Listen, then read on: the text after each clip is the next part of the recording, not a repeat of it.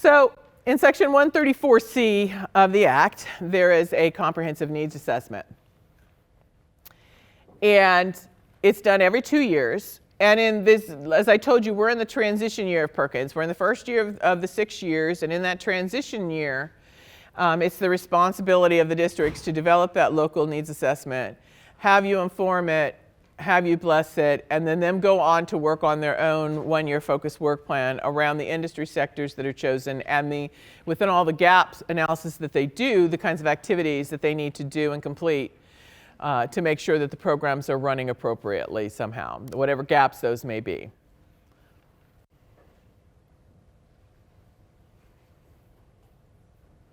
Okay, so basically it talked about, there's 3 sections of the plan. 3 sections of that needs assessment that they're going to be doing. And I want to explain them to you so you understand that the one that you're going to have focus on is the last one, which is the gap analysis piece. That they're going to go back to their colleges in a multi-college district if it was a multi-college, and a single college district will go back to their single college, and they are going to do a gap analysis on all the processes that they need to do for a bunch of things that Perkins asked them to do, and also what you feel is important to make sure that they have those things in place. To see if there's any activities, more activities they need to be doing as part of this plan in order to make sure that it's a comprehensive secondary, post-secondary world of work of sufficient size, scope, and quality and working with in-demand industry sectors. That's kind of a simple thing for such a large project. The first 2 sections, though, are ones that what I want to get across to you is what they're going to be looking at, what the requirement is, and how they're doing those kinds of things will be due diligence for them to be able to tell you what those in-demand industry sectors are by the work they're doing. And in this case, it's the LMI data. So they're going to have to go and look at the LMI data to make sure that under that in-demand definition I was giving you earlier, that it meets that definition and how it meets that definition. And the Act says they can do, keeps talking all through the Act, state, local, regional, local. So the state is allowing that they either use what is done regionally, because when you did strong workforce, you already had to do a lot of this in-demand concept of what is in demand and do the LMI data behind that to determine where all of the strong workforce money was going. But they also have an ability to look locally, because if something locally is big in their area, but it's not necessarily in the entire region, they're allowed to prove that there's an in-demand in their local area. But they'd have to prove that through the data and put it within a report that specifies why they've chosen that.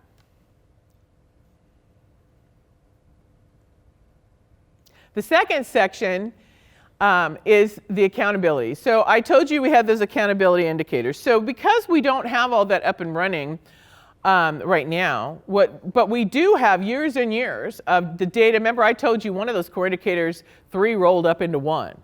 Well, we still have the individual 3 indicators sitting out for years and years. So you have an ability to go out per college, on a college level, not at the district level, but on a college level, because that's what the plans are going to be on, and go look at the 2-digit tops in those areas, because that rolls up the large programs, and see how did you do. How did you do, first of all, the college overall, and then individually, how did you do within the large programs or small programs in the case of special populations against non-special populations. So with the idea of, have you left out some of the special populations? Are there some special population gaps? Whether it be non-traditional, limited English speaking, and is the gap that they came in and they're not meeting, they're not getting the C or better, they're not completing, they're not retaining, or is the gap that you have a huge contingent in your area and there's nobody there? So they're not even becoming a concentrator.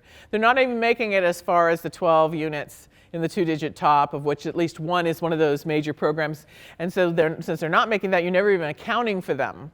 So that may be an issue for a particular special population. But anyway, the point is those are reviewed and rolled up to look for gaps. And then if there's any kind of major gap that looks up, then that comes out, basically an appendices is made, and that comes out as what is an issue. Is there a gap? So that's the second thing that's done. And the third thing that's done is that they ask specific questions both within the needs assessment and then what we call the 4-year application. When I tell you that you're informing the needs assessment, which informs the 4-year application. It's because you'll see when we get to the part where we get to the roundtable part that I have incorporated both the questions, and these are them, that is asked in the needs assessment itself, which talks about, basically having you evaluate how you're doing on programs and programs of study, evaluating basically how you're doing with, they're real concerned about how you're retaining and getting faculty and making sure that they're trained. And so they ask that all the time. And so a review of that. And a description of basically a description across equal access for special populations. And then a bunch of other things about barriers to special populations. And then when I say that you're going to inform the 4-year, it's because the very first question in the 4-year application, because they're all narrative questions in the 4-year, is how did you determine what you were going to fund for in-demand industry sectors, and how did you determine what kind of activities you were going to do? That's how you inform it, because you're going to look at the gaps, and then you're going to look at all this data, and you're going to bless what they are, and that way you inform what they're going to do in their 1-year focused work plans for the next couple years by blessing those in-demand industry sectors and saying that you agree that these are the gaps, kind of activities they need to do. So that's kind of the structure. So the comprehensive needs assessment has these questions.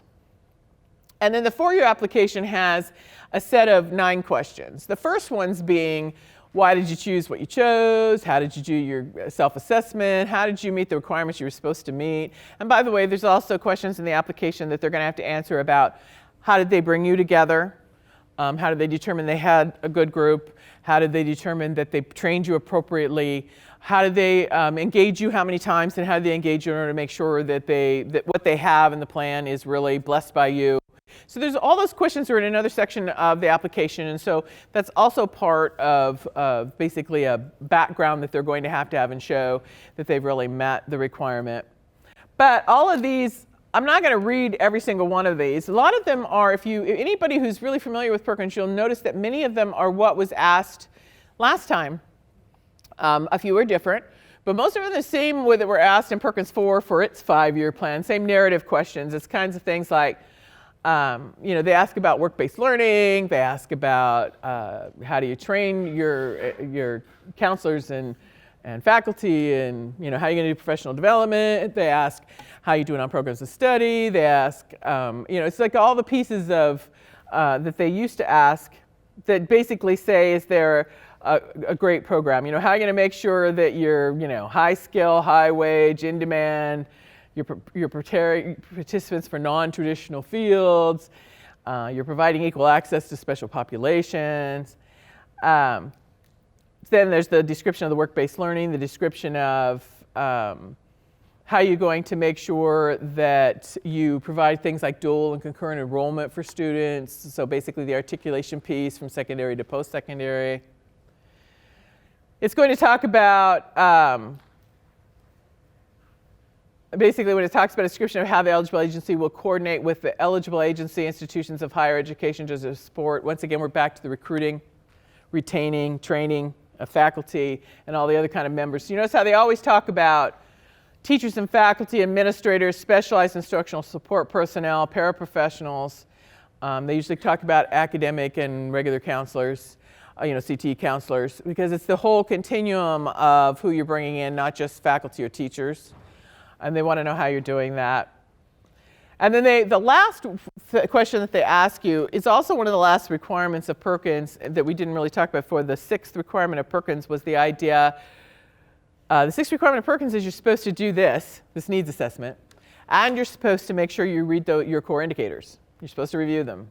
So this one too says, how are you managing to make sure that you're addressing your core indicators and that you're basically negotiating and meeting them and addressing them. So pretty much what that does is when we get you together, we look at all the gaps and we answer the things that you think are gaps and all these narrative questions looking for gaps, then those will come up with the idea of, okay, as a whole, is it a gap, meaning that we don't have a process for that at all and it really needs to be across all programs? Or is it a gap, something that has to do with accountability just within a certain program area? Maybe there's a gap for non-traditional in just certain programs.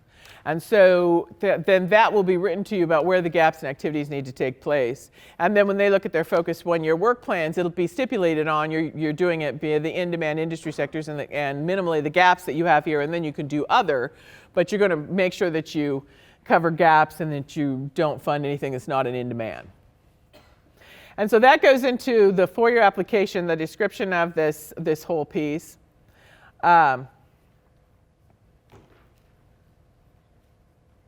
And then that goes to the one-year focused application. But the one-year focused application is then done on a local level.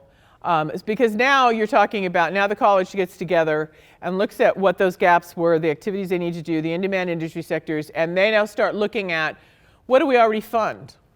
Now we start looking at that glue concept. What do we already fund? What is an upcoming industry that we know is that's coming in demand, but we haven't funded yet? What do we have?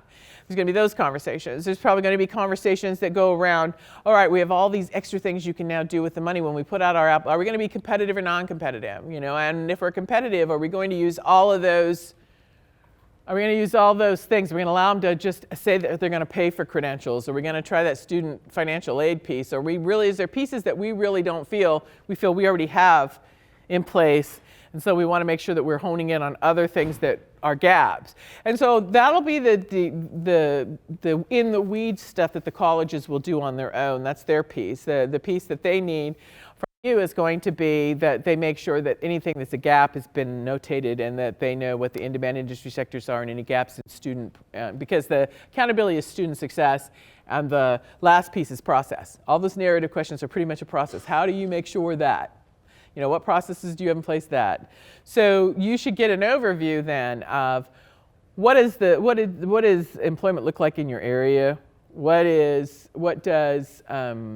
gaps in student success look like? And with what you said and what the Fed said, what are perceived as activity gaps in process. And so you'll get that as a whole.